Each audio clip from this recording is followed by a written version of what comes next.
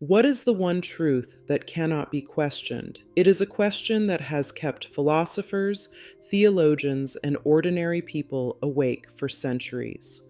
And two answers to that question, given roughly 3,000 years apart, have shaped the way human beings think about existence more than almost anything else ever written. The first answer came from a 17th century French philosopher named René Descartes, who decided to doubt everything he had ever believed until he found something he could not doubt. What he found was this: even if every belief he held were false, the very act of doubting proved that someone was doing the doubting. He wrote it in Latin, cogito ergo sum, I think therefore I am. The second answer came from a burning bush in the desert, somewhere on the backside of a mountain in Midian. Moses asked God his name, and God replied in Exodus chapter 3, verse 14, I am who I am. One statement grounds existence in the certainty of the thinking mind. The other grounds existence in the eternal nature of God himself.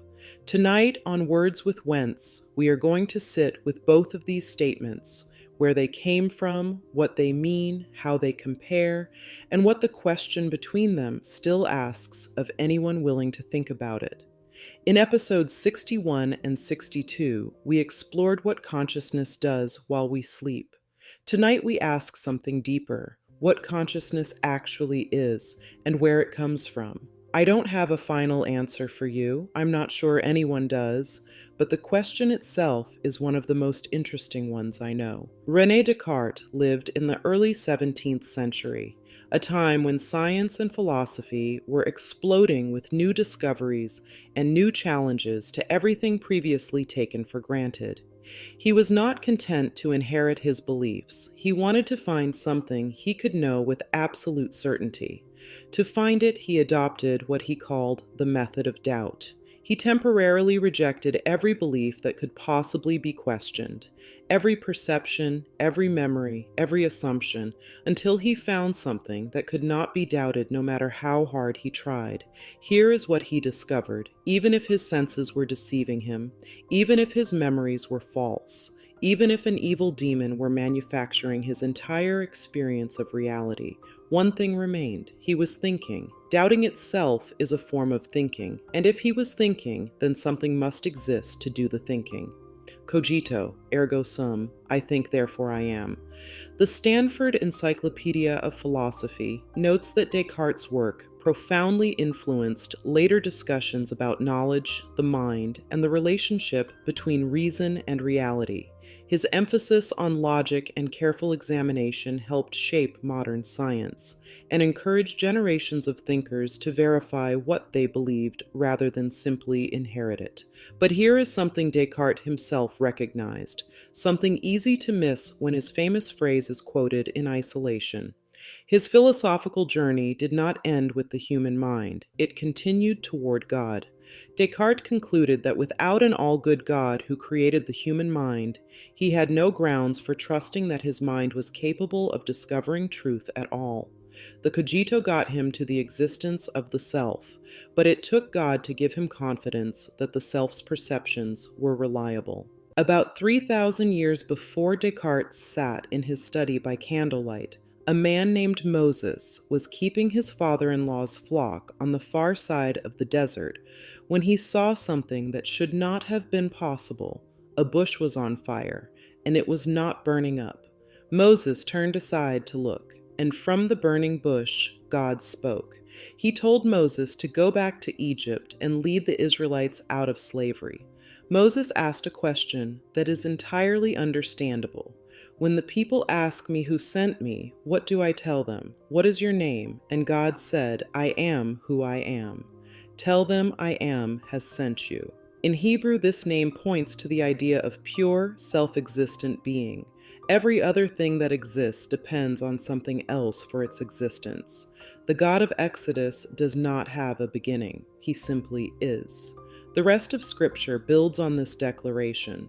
Genesis opens not with God searching for certainty, but with God already there, already creating. Humanity is created in God's image, which means we think, we reason, and we exist, not because consciousness is the foundation of reality, but because we were made in the image of the one who is. The Gospel of John goes further. All things were made through him, and without him was not anything made that was made. In him was life, and the Apostle Paul, speaking to the philosophers of Athens, people who would have recognized Descartes' question centuries before Descartes asked it, said something remarkable. In him we live and move and have our being. If that is true, then Descartes had it backwards. Not I think, therefore I am, but I am because I am first. Comparing these two starting points reveals something unexpected.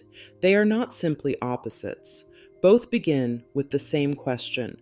What is the one thing that cannot be doubted? Both take that question with absolute seriousness. Both ultimately arrive at a relationship between the human mind and something greater than it. But they begin from different directions, and that difference matters. Descartes begins with the individual. He looks inward, finds the certainty of the thinking self, and builds outward from there. The human mind is the foundation. Scripture begins with God. It declares that existence was given, that the human capacity to think is itself a created gift. Proverbs 3:5 captures the tension directly. Trust in the Lord with all your heart, and do not lean on your own understanding. Human reasoning is powerful. It has mapped the cosmos, decoded the genome, and built the civilization we inhabit. But Scripture consistently cautions that it is also limited by imperfect knowledge, by personal bias, by the finite perspective of a created being trying to understand what only the Creator fully knows. Many thoughtful people, including many Christian scholars across the centuries, have argued that these perspectives are not enemies. That reason is one of God's gifts to humanity, and that using it carefully, humbly, and honestly is itself an act of honoring the one who gave it. The philosopher and the prophet are not necessarily arguing. They may be exploring the same mountain from different sides. Descartes' question has not gone away. If anything, it has become more urgent. Advances in neuroscience, artificial intelligence, and psychology have given us tools to study consciousness in ways Descartes could not have imagined. We can watch the brain's activity in real time. We can map the neural correlates of thought, emotion, memory, and perception. And yet the central question remains stubbornly open. Some researchers argue that consciousness is simply what the brain does, that when physical processes reach sufficient complexity, awareness emerges as a natural result. There is nothing mysterious about it. Others argue the opposite, that consciousness is precisely the thing physical explanations cannot fully account for. You can describe every neuron firing during the experience of seeing red, but the experience itself, the redness of red as felt from the inside, no brain scan has ever captured that. Philosophers call this the hard problem of consciousness, and it remains hard. And then there is the question that artificial intelligence raises in a pointed new way. If a sufficiently advanced system processes information, generates responses, models its own state, does it think? And if it thinks, in Descartes' sense, does it therefore exist? Is there something it is like to be that system? Descartes thought consciousness was the foundation. Scripture teaches that it is a gift. Modern science has discovered that it is genuinely one of the most mysterious things in the universe. 3 perspectives. One question still unanswered. I want to leave you with the question this episode has been building toward, not an answer, because I do not think I have one that fully satisfies, but a question worth carrying. Descartes gave us, I think, therefore I am.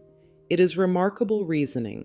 Starting from nothing but doubt, he arrived at the one thing that doubt itself could not destroy, the existence of the thinking self. But here is the question Descartes himself recognized that the cogito leaves open. Even if I am certain that I exist, even if the act of thinking proves the existence of the thinker, that tells me nothing about what my existence means. It tells me I am. It does not tell me why. And that is precisely where Scripture steps in. Not to dispute the cogito, but to answer the question the cogito raises and cannot answer. I am who I am does not just say that God exists.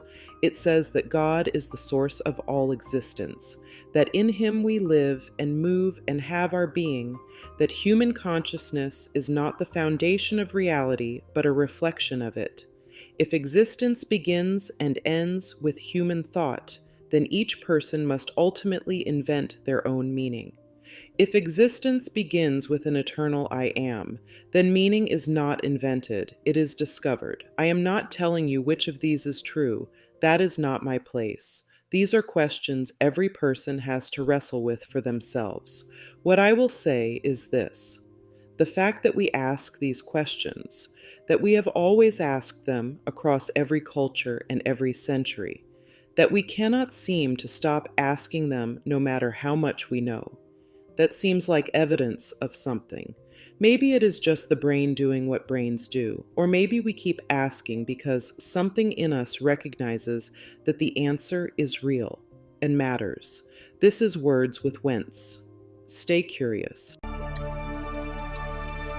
Let the signal cut through the noise, reading between the lines. Every story leaves a trace, unlocking time and space, finding truth with Wentz.